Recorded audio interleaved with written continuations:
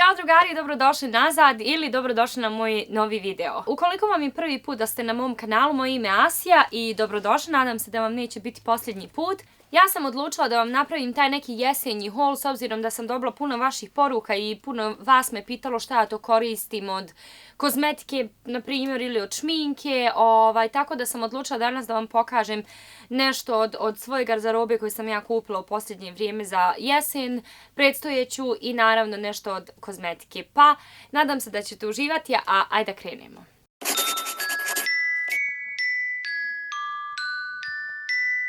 Ja nisam nešto birljiva, tako da kad je u pitanju odjeća, stvarno nisam neko ko će birati samo markiranu odjeću ili samo neke brendove. Meni je bitno da je meni udobno, da se ja osjećam lijepo u tome i ja mislim da svaka dama ili žena treba da, ukoliko ti znaš da nosiš komad odjeće, nije bitno koja je marka. Isto tako, oni koji me znaju, ja nisam nikad odrasla da sam imala nešto puno para, pa neke stvari sebi nisam ni mogla da priuštim. Prvo što sam htjela da vam pokažem će biti nekoliko komada odjeće koje sam ja kupila u posljednje vrijeme. Ovaj ogrtač sam ja gledala dugo u Victoria's Secret i bio je poprilično skup i dalje je skup, ali ja sam naletla na njega da je bio snižen na neki $15, tako da sam ga uspjela ugrabiti u mojoj veličini. Izgleda ovako. Sviđa mi se prvo zato što je vrlo lagan, drugo zato što je kraći, ne znam koliko možete da vidite, a treće meni se stvarno sviđa ova boja kao boja breskve ili ne znam kako, tako da sam odlučila njega da uzmem zato što je stvarno lijep i eto. Ovaj džemperčić, njega sam uzela u Tommy Hilfigeru, dugih je rukava, vrlo jednostavan. Ono što se meni sviđa ovdje je ovaj V izrez koji ima, tako da ispod možete obući zavisno uz šta, jeli, možete da obučite i neku košulju pa kragnu da izbacite napolju. Uglavnom, vrlo jednostavan, vrlo skroman sa samo malim znakom Tommy Hilfigera i kao što znate, vjerovatno da Tommy Hilfiger je 100% pamuk, tako da je stvarno dobar kvalitet. Sljedeće! Ja sam veliki zaljubljenik H&M-a. H&M, H&M. Ja kad odem tamo svaki put uđem razmišljajući da ću da kupim jednu stvar i izađem sa njih 15. Prva stvar je ovaj kao mantil. Kraći, super mi je, mene je kupilo na ovom mantilu to što nema klasičnu kragnu, nego ovako kao ova, se kaže ruska kragna, ali ovaj dio izgleda kao i svaki mantil i naravno ima kao taj kaš, ima dva džepa sa strane. I super mi je za ovaj prilazni period što ovo mogu da obučem i na haljinu i na hlače i na bilo što drugo što oblačim. Druga stvar iz H&M-a mi je bila i ove hlače. Ne znam koliko možete da vidite, ove hlače izgledaju kao kožne. U suštini kad ih obučete onako sjaju se, imaju ovu tamno neku bordo boju. I super su mi u ovom isto prelaznom periodu i idu mi uz puno stvari koje sam kupila već tu u H&M-u, tako da ove farmerce su mi bile, nisu ni bile skupe, bile su mi super. I ova H&M košulja, H&M. Opet sviđaju mi se ove neke jesenje boje, tamno plava, crna, ova kao boja breskve ili ne znam šta. I ono što mi je super da je vrlo udobna. Ja volim košulje koje idu malo ovako, malo da su duže pa se ja osjećam komotnije. Ne znam koliko možete da vidite, ali ona je cijela u peruškama. Peruške imaju neku smeđu, nijansu crnu, roze, a sama košulja kao što vidite ta zelena, tako da mi ide u svašta, mogu da kombinujem u svašta. Čak evo uz ove farmerce koje sam prethodno kupila. Ja sam onaj lik koji ako nađe nešto vrlo jednostavno i udobno, ja ću da kupim 3 različite boje toga čisto da imam zato što znam da je dobro, tako da je to bio slučaj i sa ovim. Onaj koji u Americi zna vjerovatno za prodavnicu Target. Target je dobra prodavnica, imaju puno odjeće, imaju puno različitih stvari, nije nešto pretjerano skupa i ne mogu reći da je neki vrhunski kvalitet, ali može se naći posebno onako stvari koje nosate za svaki dan, tako da sam ja naletla na ovu majicu koja je skroz šira, ovako šal i ove neke helanke, farmerice, čizmice i to je, izgleda super, s obzirom da je ne znam ni koji materijal, ali je stvarno udobna, tako da sam ja odlučila da se kupim u 2 boje. kao što vidite, dakle, bordo i ova crno je sivkasta, tako da mi ide u svašta. Idemo dalje. Ova majica, isto je kupljena u Targetu, 100% je pamuk, jednostavna, dugih rukava. Ja inače volim ovakve majice zato što ih mogu nositi u sve. Ovo možda obučeš uz helanke, možda obučeš uz farmerice. Jednostavan je print, crno-bijelo, mislim, ide uz svašta, tako da za ovu jesen duge rukava majice su mi super. Ja sam luda za Adidasom. Jedna od dražih patika mojih Adidas su i ove. Kupila sam ih davno, skoro se raspadaju, ali kao što vidite imaju mašnu. I ja sam bila oduševljena sa ovim patikama, više ih nikad nisam našla, niti sam našla u bilo kojoj drugoj boji. Elem, volim Adidas. I ovu duksericu sam kupila zato što mi je isto tako super za ovaj prelazni period. Izgleda dobro i već dugo sam ih gledala da li da ih kupim, ne bi. Tako da, naredna stvar koju sam kupila ste mogli da me vidite u njoj u mom prošlom videu, a to jeste ova haljina.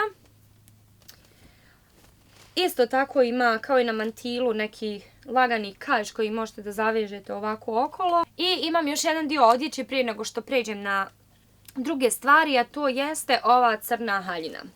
Ova haljina mi je super zato što nije prekratka, vrlo je jednostavna ovdje i nije dugih rukava, nego je onako neki kapri kratki rukava i što mi je super, ova rupa pozadi koju haljina ima, tako da dio leđa vam dođe do izražaja.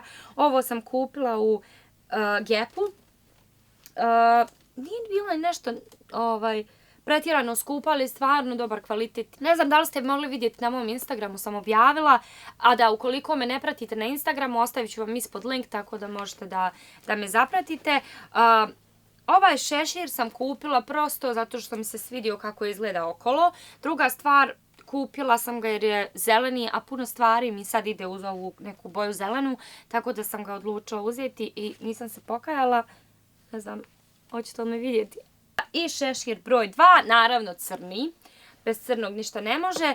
Ne mogu reći da je nešto različito od ovog prethodnog, samo možda u boji i ova mašnica je drugačija i ovaj prethodni sam kupila u Targetu, a ovaj sam kupila u Gapu.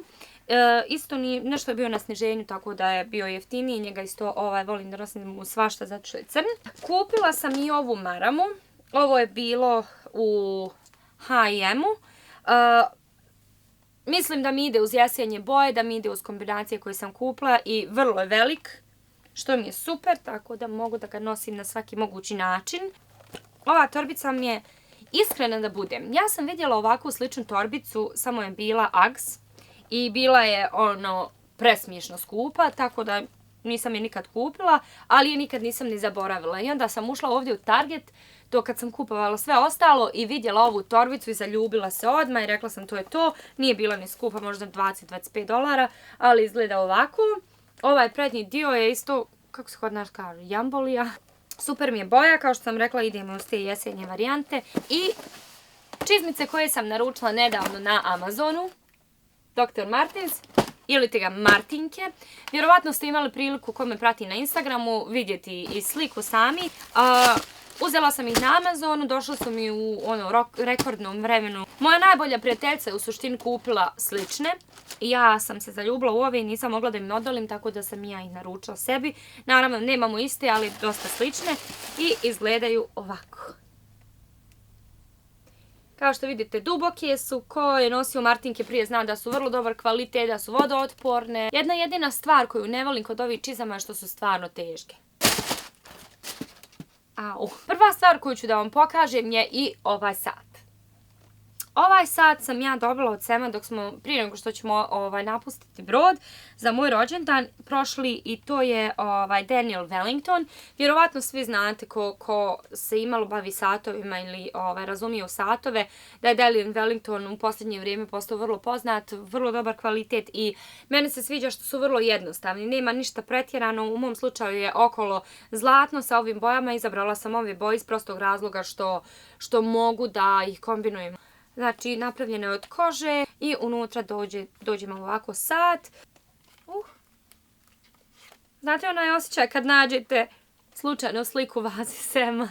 Problem koji ja imam sa šminkom, kada je u pitanju šminka, je taj što ne znam izabrat puder. Dok sam bila malo tamnija, jedan od boljih pudera koji sam probala i Estee Lauder ovaj. Zove se Double Wear. Mislim da je ovo jedan od boljih pudera koji sam koristila. Meni lično se ne sviđa i ne znam zašto uporno nalazim pudere koji su suhi, tačnije osuše mi kožu, ali ako bi se vratila na jedan puder, to bi bio ovaj. Nakon njega probala sam i L'Oreal True Match Lumi. Nije mi loš, nije neki broj jedan koji bi izabrala, ali mislim, sačuvala sam ga u slučaju da mi zatreba, nemam, mogu ga iskoristiti. I ovaj True Match manji. Ni on isto nije loš, ali nisam neki pretjerani ljubitelj. Zadnji put sam odlučila da odem i da mi kažu djevojke koje rade koja mi je boja pudera, tako da mogu da sigurno znam. I nakon što su mi rekli, ja sam naručila ovaj Urban Decay puder. On je vrlo svjetliji i iskreno i sad, iako ga koristim već duže, ali mislim kad ga... Evo. Tako da mislim da konačno imam odgovarajuću boju pudera, isto tako dobar kvalitet, tako da Urban Decay. Svako ko me zna da se ja ne šminkam puno, tako da koristim par osnovnih stvari. Između ostalog, to je... Prvo što stavim ispod pudera je naravno i Smashbox Photo Finish. Ovaj primer mi je super zato što je, kao i svaki primer, onako silky. Ali evo, meni se ovaj svidio, oil free, bez ulja je, tako da ovo mi je pun pogodak bio. Nakon toga, nakon mog tečnog pudera, ja koristim ovaj MAC-ov u prahu. Vjerovatno puno vas koristi zato što je jedan od boljih. Zadovoljna sam jer zaista vam upije ovu svu masnoću na licu, tako da izgledate svježe. Što se tiče highlightera, isto tako koristim MAC. Ovo je Whisper of Guilt. Izgleda ovako. Ne znam koliko ćete moći da vidite, ali meni je super ova nijansa bila, tako da sam, ovo je već drugo pakovanje koje koristim, tako da sam se zadržala na njemu. Što se rumenila tiče, ja sam eksperimentisala sa rumenilom i odlučila sam da probam ovaj i zaista mi je bio dobar, a to je L'Oreal Paradise. Izgleda ovako, ja mislim da im je to nova kolekcija iz L'Oreala, bar tad bila kad sam ja uzela, i ovo je neka boja, kao boja breskve, tamnije, što se meni sviđa nego da budem pink. Super mi je pakovanje zato što s druge strane imate i ogledalce, tako da to je to. Kada su obrve u pitanju, ja isto koristim Brown Stylist Definer, isto L'Oreal. S jedne strane imate četkicu, sa druge strane imate jednostavno ovako kao olovkicu i nije ništa posebno kao i svaka druga olovka, ali dugotrajan je, tako da mi je to super. I što se tiče olovke za oči ili tuša, ja koristim ovaj od L'Oreala sa četkicom posebno. Izgleda ovako. Kada smo kod njege lica i njege kože, ja, hvala Bogu, nemam problem sa licem. Nisam nikad ni imala ni u pubertetu. Tako da ja najčešće što koristim za svoju kožu je neka krema ili ulje za tijelo. Ovdje što sam pronašla, to je bilo Victoria's Secret Bombshell Summer. To je sad u ljetnom periodu izašlo je ovo ulje. Morate da ga promučkate prije nego što ga koristite. Izgleda ovako. I miriše svježe, miriše kao ljetna, neka ljetna nota, onako voćkasto. I super mi je zato što sam primijetila u Victoria's Secret kremama nisu nešto pretjerano, ne drže se pretjerano dugo. Tako da, super mi je zato što ne budem premasna. Upije mi kožu vrlo brzo, tako da je ovo super. I druga stvar, moja najbolja prijateljica mi jednom poklonila i meni je onako ostalo stvarno u sjećanju i super mi je, a to je iz Body Shopa ova krema za tijelo. Imala sam sreću, nisam ga ovdje mogla naći i onda sam imala sreću da mi je jedna tetkina prijateljica poklonila, to jest naručila i poklonila, tako da sam dobila i vjerujte mi, ovo izgleda kao krema, ali ovaj miris ove moringe, šta god da je to, neki cvijet valjda, je tako dobar, tako svjež, tako da ako naletite na ovo obavezno ili uzmite ili pomirišite da vidite kako miriše. I treća stvar, kao što sam rekla, ja nisam zahtjevna po pitanju održavanja krema, održavanja lica krema, ponekad koristim masku i masku koju koristim je Lush, zato što je na prirodnoj bazi, ne da sam nešto pretjerano na prirodnim bazama produkte, ali Lush mi je stvarno, imaju mi najbolje maske, tako da masku koristim Lush i držim je u frižideru, tako da sam je zaboravila sad izvaditi. A što se tiče krema, samo koristim noćnu kremu i to je ova Olay. Ova je Total Effects 7 in 1. Znači, ova mi je super zato što je kao noćna krema za protiv starenja, bla bla bla, tako da kao što sam rekla nisam nešto pretjerano u tome, ali ovo je krema koju ja stavljam prije spavanja. I to bilo to što se njege tijela tiče. I zadnja stvar su bili parfemi, a to jeste, par vas mi je pitalo koje parfeme koristim i zavisi u kojem periodu sam života da neke parfeme, na primjer, super su mi, volim ih i onda mi omrznu nakon neke, tako da. Ovdje imam pa 3 parfema koje ću da vam pokažem koja inače koristim. Prvo, Carolina Herrera. Ne znam da li ga imate, izgleda, ova bočica mi je super što izgleda kao štikla. Ako mene pitate, ovo je više zimski parfem. Meni onako miriše na neku hladnoću, na neku zimu. Mislim, miriše mi na toplo, ali mislim da je više onako za neke jesen ili zima. Super mi je ova bočica zbog toga. Ne mogu reći da sam ga zbog toga kupila, ali evo, izgleda tako. Drugi koji sam kupila zato što je to meni bio jedan od dražih parfema prije i moja mama mi ga je poklonila za moju diplomsku predstavu, tako da je to I Love Love. Koga je koristio zna, 100% ljetni parfem, miriše kao limun, lime, ne znam, nešto tako, ali ja ga obožavam, mogla bi ga popit, što kažu. Ako niste koristili ovaj, a koristili ste Dolce & Gabbana Light Blue, skoro su isti. Ja mislim da čisto jedan detalj razlike, ali to je to. I treći sam uzela nedavno i uzela sam ga u Victoria's Secret. Izgleda ovako.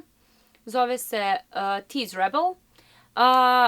Isto je tako, prije bih rekla neka jesenja, zimska nota nego ljetna. Zbog toga sam ga i uzela i zato što sam dobila i ovaj veliki neseser koji je u skladu s njim, valjda. Ovo mi je super kad putujem da mogu da stavim sve što mi treba.